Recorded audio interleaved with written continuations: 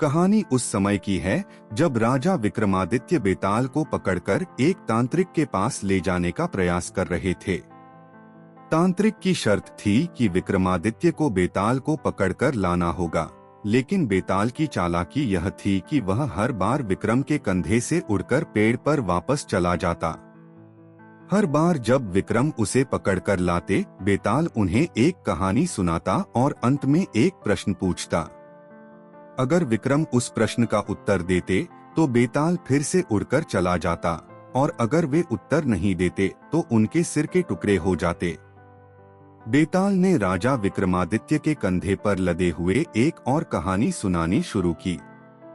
वह बोला, राजन, एक बार की बात है, एक महान नगर में एक ब्राह्मण रहता था।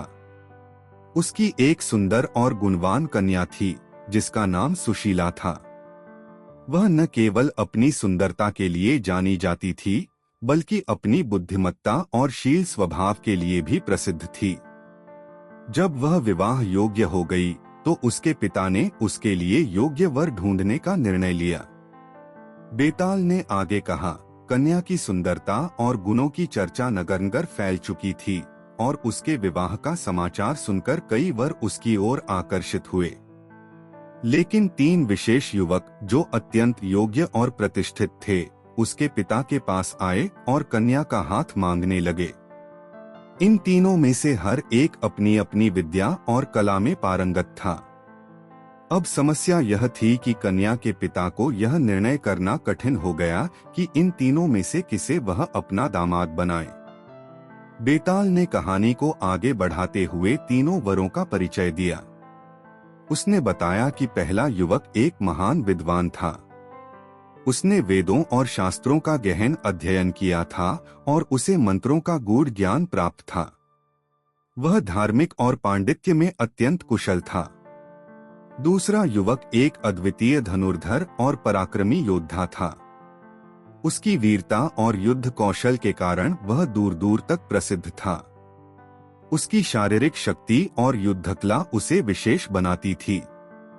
तीसरा युवक एक ज्योतिषी था जो भविष्यवाणी करने और ग्रह नक्षत्रों की चाल समझने में निपुण था। उसे समस्त ज्योतिषीय गणनाओं का गहरा ज्ञान था और वह भूत, भविष्य और वर्तमान का सटीक अनुमान लगाने में सक्षम था। इन तीनों में से हर एक अपने आप में योग्य था और कन्या का वर बनने का अधिकार रखता था। लेकिन कन्या के पिता इस असमंजस में पड़ गए कि किसे अपना दामाद चुने, क्योंकि तीनों ही युवक अपनी अपनी विद्या में अप्रतिम थे।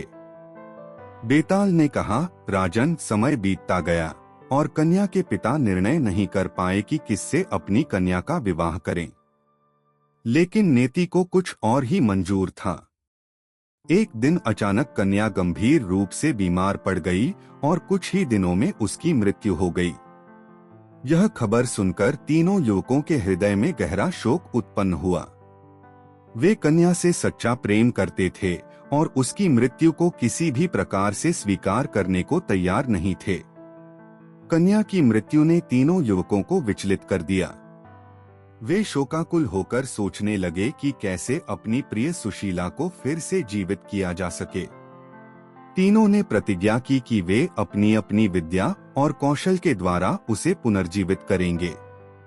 पहला युवक, जो कि विद्वान था, उसने अपने मंत्रों का प्रयोग किया। उसने एक विशेष मंत्र का उच्चारण किया जिससे उसने सुशीला के शव की हड्डियों को संरक्षित कर लिया। उसने कहा, मैंने अपनी विद्या से उसकी हड्डियों को सुरक्षित कर लिया है, अब कोई भी समय बीतने के बाद भी उसका शरीर क्षतिग्रस्त नहीं होगा।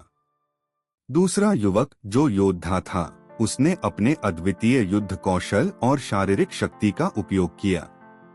उसने कहा, मैं अपनी विद्या से उसकी हड्डियों को सही आकार में ढाल दूंगा और उसके शरीर को फिर से संपूर्ण रूप में स्थापित करूंगा। उसने ऐसा ही किया और शव का पूरा शरीर फिर से तैयार हो गया। तीसरा युवक, जो ज्योतिषी था, उसने अपने ज्योतिषीय ज्ञान का प्रयोग किया। उसने ग्रह नक्षत्रों की चाल का अध्ययन किया और सही समय की गणना की। फिर उसने उस सही समय पर मंत्रों का उच्चारण किया और सुशीला जीवित हो उठी। जब सुशीला जीवित हो गई तो तीनों युवक अत्यधिक प्रसन्न हुए। लेकिन अब एक नई समस्या उत्पन्न हो गई। तीनों युवक इस बात पर विवाद करने लगे कि कौन सुशीला का सच्चा पति है। पहला युवक बोला, मैंने अपनी विद्या से उसकी हड्डियों को सुरक्षित किया था, इसलिए वही मेरी पत्नी होनी चाहिए। दूसरा युवक बोला, मैंने उसके शरीर को फिर से संपूर्ण रूप में स्थापित किया, इसलिए वह मेरी पत्नी है। तीसरा युवक, जिसने उसे सही समय पर जीवित किया था, बोला, मैंने उसे जीवन दान दिया है, इसलिए वह मेरी पत्नी होनी चाहिए। बेताल ने राजा विक्रमादित्य से कहा, अब तुम ही बताओ राजन, इन तीनों में से सच्चा पति कौन है? तीनों ने सुशीला को जीवित करने में अपनी अपनी विद्या का उपयोग किया, परंतु उनमें से किसका अधिकार सबसे अधिक है? राजा विक्रमादित्य ने कुछ देर तक सोचा, फिर उन्होंने शांतिपूर्वक उत्तर दिया, तीनों युवकों का योगदान महत्वपूर्ण है, लेकिन असली पति वह है जो जीवन को पुनः स्थापित करता है। पहले युवक ने केवल हड्डियों को संरक्षित किया, वह एक पिता जैसा कार्य कर रहा था। दूसरा युवक एक शिल्पकार की तरह था, जिसने शरीर को संपूर्ण रूप दिया। लेकिन तीसरा युवक, जिसने उसे जीवन दान दिया, वह असली पति है। जीवन सबसे महत्वपूर्ण है और जीवन देने वाला ही सच्चा जीवन साथी होता है। इसलिए तीसरा युवक ही उसका सच्चा पति है। बेताल राजा विक्रमादित्य के उत्तर से अत्यंत प्रसन्न हुआ, लेकिन उसने अपनी पुरानी चाल के अनुसार कहा, तुमने सही उत्तर दिया राजन, लेकिन तुमने उत्तर देकर मेरी शर्त तोड़ी है।